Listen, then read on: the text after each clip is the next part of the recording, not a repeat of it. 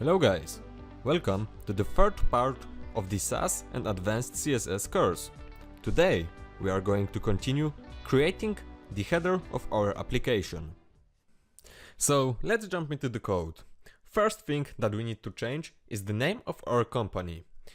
As one of my subscribers suggests, this company already exists, so it is not a good idea to use the name of it. So I will quickly change it to Guitars World, because this has been never used, so we can use it without any problems.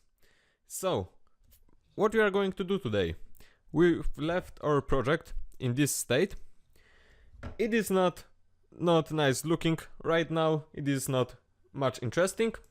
We've got only this label here and also this button, and we'll be creating this background with this icon, this label, and this shop now button in this video. So let's jump into the code and into our SASS file called header. First of all, we need to specify the height of our image. So let's use the height attribute set to 70 VH. What does it mean? It will take 70% of our web page window. So let's set this image, and it will be a background image with an URL set to images and their guitarist. I've already included this file into this project. You'll see the completed project in my GitHub repository, so we can download it from there and you will get everything what I have. So let's save this and check if it is working. Oh yeah, now we got our guitarist here, but it looks a little bit too bright. Let's cover it with a gradient to make it a little bit darker. So I will use the linear gradient function, and inside of it I will of course pass my image and also two colors that we need. So we can specify this gradient to right bottom of our page, so it will go from the right to the bottom, and we now need to specify two colors that we want to use. The first one will be color primary, and the second one the color secondary. We've already got these variables defined in our base SASS CSS files, but we've got here something missing. We are missing this bracket here and also this comma here. So we can check now if it is working, but as you can see, the background is wholly covered only with this color. We don't see this image. So let's make these colors a little bit transparent. We'll use the SASS RGBA function, and inside of it we can pass the color and the opacity that we want. Let's use 0.8, and now another bracket here to close it, and also with this color primary the same thing, the color primary, and also here this 0.8 of transparency, opacity, close the bracket, and now it will be working. And as you can see, we've got everything here well made. In order to finish this element, we'll also add background size set to cover to make our image look good in this div, in this element. And also, oh, not here but here, the border bottom that we need set to 1 pixel solid, and let's make variable for the color. It will be a special color. The first color that we need will be color white, and it will be just set to white. And also what we need to have is second variable called color white transparent, and it will be created with this function RGBA, and inside we will use the color white and also the opacity set to 8. So it will be a little bit darker, but it will look good. And now I will use this variable color, we can copy just this, color white transparent, and now our header section is finished with this background. So let's jump into creating this nice guitar logo that we need here.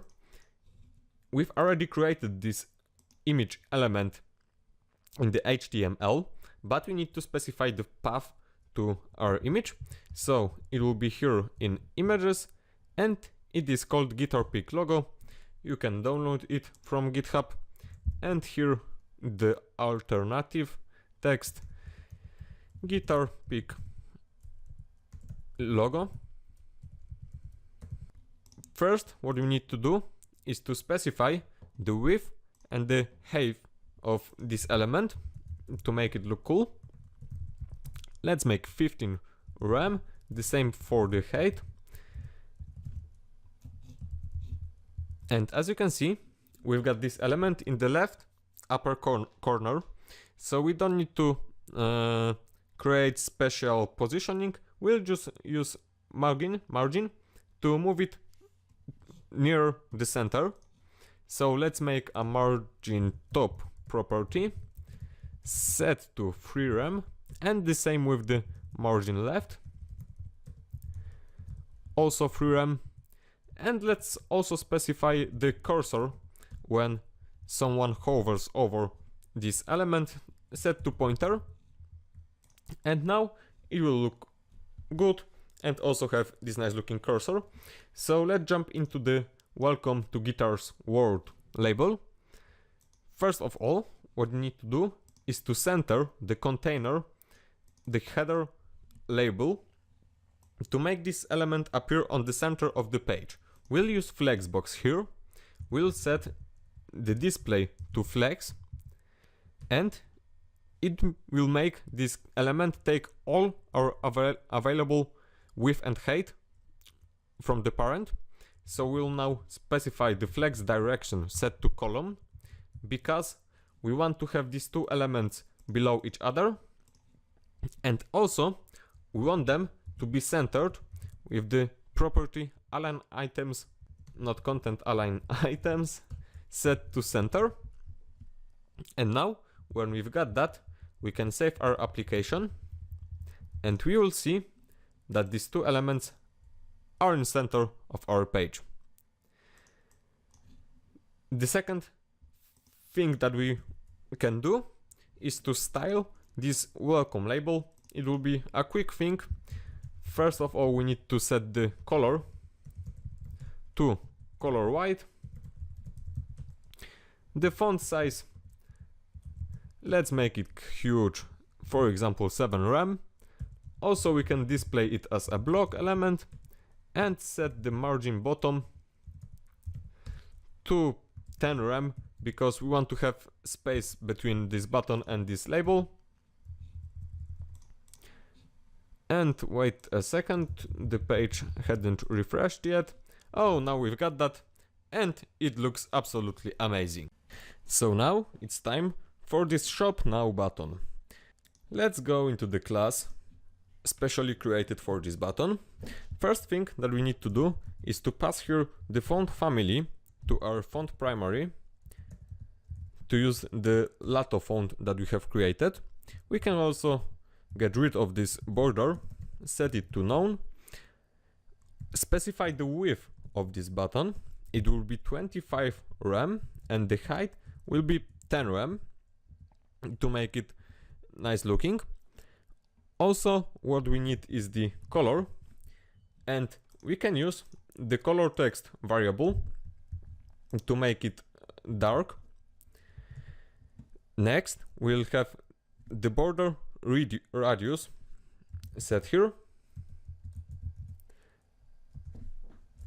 and we doesn't have a variable for that but it might be useful to have one. So I will quickly create it and set it to 0.5 RAM, so it will be 5 pixel. Let's create it here on the bottom and use button border radius. Let's call it like that because maybe more buttons will have the same radius, so we'll use it. Copy the name of the variable and set it here. Next, what we can do is to set up the padding to this element. I will use 1 RAM and 3 RAMs from the top to the bottom and from the left to the right.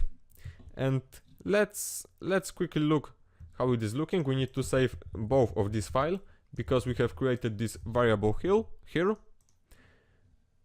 And as you can see, what if got this small font, and also if got this outline when we click that, and also it doesn't have the cursor set to pointer. So let's implement it. First of all, maybe this font size. Let's use 2.5 RAM. It will be a little bit huge. Also the cursor pointer, as I said. And next, what we've got the outline set to none. And when we save that, it now looks like it should. What I haven't seen before, what we are missing, that we didn't specify the background color for this button. So let's fix that. Let me call the background color and set it to color white. And now, when we save the file, you can see that it is looking like it should. So, in the next video, we are going to implement these pseudo elements to this button to create this cool animation and make it look much better. So, thanks for watching and see you in the next part of this course.